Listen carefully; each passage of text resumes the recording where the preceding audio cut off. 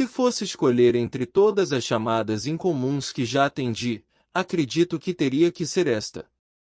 Recebemos uma ligação relatando um incidente de violência doméstica no 911. Tanto a mulher quanto o marido estavam feridos, mas o pior parecia ter passado. Ela precisava que a polícia interviesse para pegá-lo, como ela disse. Meu parceiro e eu acabamos sendo os dois oficiais encarregados da situação. Quando se menciona um incidente de violência doméstica, as pessoas geralmente têm uma ideia específica do que isso envolve. Os policiais chegam, um casal discute, talvez jogue coisas um no outro, nós intervimos e os separamos, e isso é o fim da história. No entanto, incidentes de violência doméstica podem ser tão únicos e diversos quanto as pessoas envolvidas, tanto os investigadores quanto as vítimas. Não quero enfatizar demais, mas nunca se sabe o que vai encontrar, é preciso lidar com cada caso de maneira individual. Neste caso específico, chegamos ao endereço fornecido e encontramos uma mulher na casa dos 50 anos na varanda. Ela estava segurando uma bolsa de ervilhas congeladas contra o lábio cortado, mas, além dessa lesão, parecia estar bem. O incidente parecia ter terminado. Ainda estávamos um pouco tensos enquanto perguntávamos sobre o paradeiro do marido, mas quando ela respondeu não mais, começamos a relaxar um pouco. Às vezes, um casal está separado e a parte agressora simplesmente foge quando a outra pessoa chama a polícia. Supusemos que fosse esse o caso e perguntamos se havia alguma chance de o marido voltar em breve. Ela nos informou que tinha certeza de que ele não voltaria, em suas palavras exatas. Como resultado, ficamos obviamente mais à vontade e aceitamos a oferta dela para entrar e tomar algo para beber, embora tenhamos recusado. Enquanto fazíamos as perguntas de praxe, algo me surpreendeu. A mulher parecia incrivelmente feliz e despreocupada. Eu assumi que era uma espécie de coragem diante dessa adversidade. Algumas vítimas de violência doméstica não estão em condições de responder a perguntas após um incidente com um parceiro. Elas podem estar muito assustadas para falar ou emocionalmente e fisicamente incapacitadas. No entanto, quando finalmente reúnem a coragem para encerrar o sofrimento, é como se um grande fardo tivesse sido retirado delas, e em vez de medo, tristeza ou arrependimento, elas experimentam paz. Novamente, eu supus que era o que estávamos enfrentando, e ela respondeu às nossas perguntas com calma, da melhor forma que pôde. Ele já a havia agredido antes? Não, ela não se sentia em perigo. Mas quando perguntamos onde seu marido poderia estar, a resposta dela imediatamente me pareceu estranha. Todas as respostas dela haviam sido diretas e objetivas, mas quando perguntamos onde ela achava que o marido estava agora, ela respondeu de forma evasiva: "Oh, eu não sei, não acho que seja da minha conta." Lembro-me de como meu parceiro estava escrevendo algo quando ela disse isso e de como ele congelou subitamente no meio da palavra para olhar para ela. Sabíamos que precisávamos seguir essa linha de questionamento até não sobrar mais nada, pois não fazer isso poderia significar perder algum detalhe crucial para a investigação.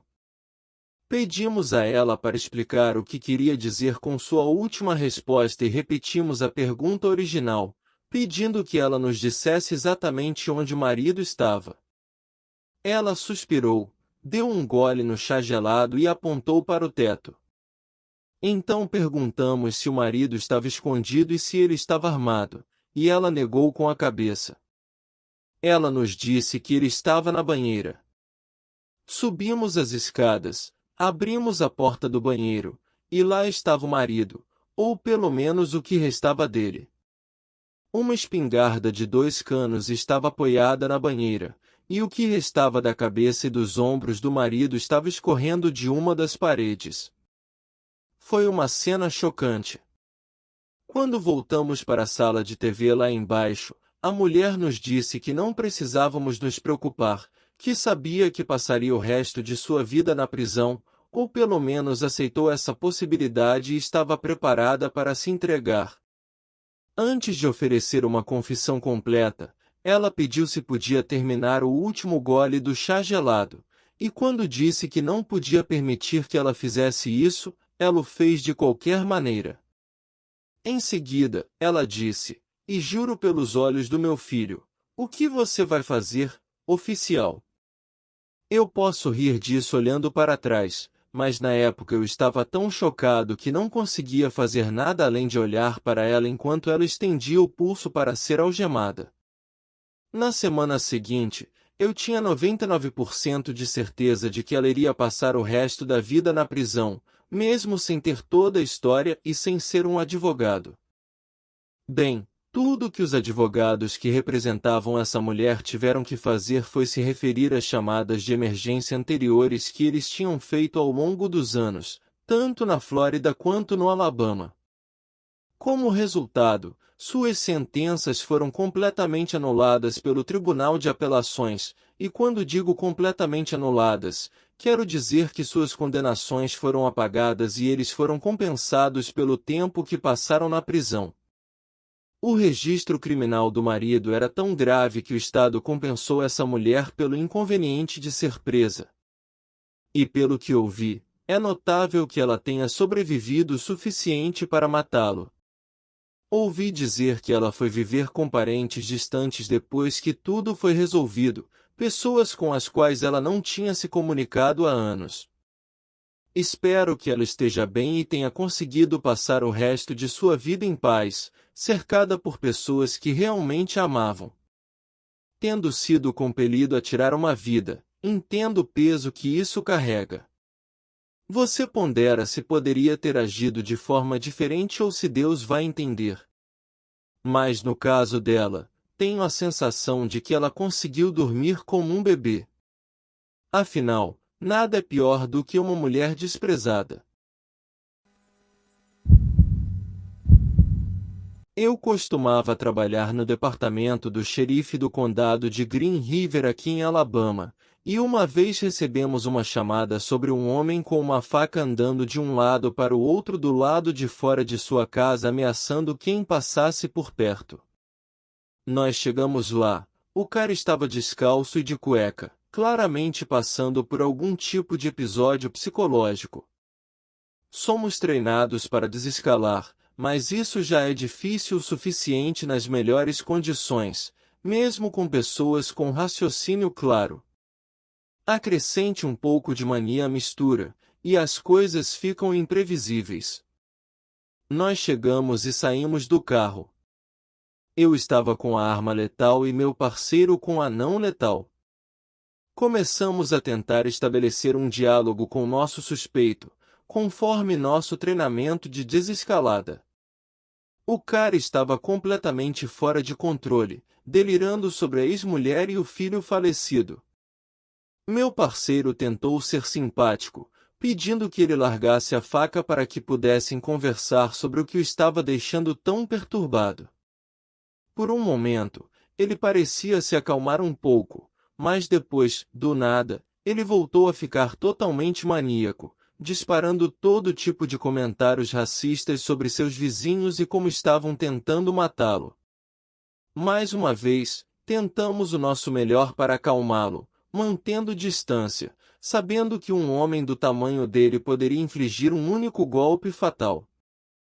Ele tinha pelo menos 1,87 metros de altura, mais velho, mas esguio e movido pela adrenalina. Era óbvio que ele poderia fechar a distância entre nós em questão de segundos. Infelizmente, ele não parecia ter um problema direto conosco, e rapidamente tive a impressão de que, se ele fosse esfaquear alguém, provavelmente não seria eu ou meu parceiro. Mal sabia o quanto eu estava certo sobre isso, pois estava prestes a testemunhar algo que permaneceu cristalino em minha memória por quase 20 anos. Lembro-me da voz do cara mudando de raivosa e maníaca para cansada e um tanto triste, enquanto nos perguntava se teria que ir para a cadeia. Fomos honestos com ele, porque, como diz o ditado, a honestidade é sempre a melhor política.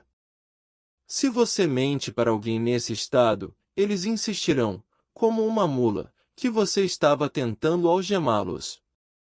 A melhor abordagem é falar com eles como se estivéssemos do mesmo lado, explicando que ir para a prisão é o que os tirará da situação volátil em que se colocaram. Eles podem responder coisas como não posso ir para a prisão, mas muitas vezes isso é apenas a fase de negação de aceitar que eles estão prestes a serem presos. Eu honestamente pensei que essa abordagem o traria de volta à realidade.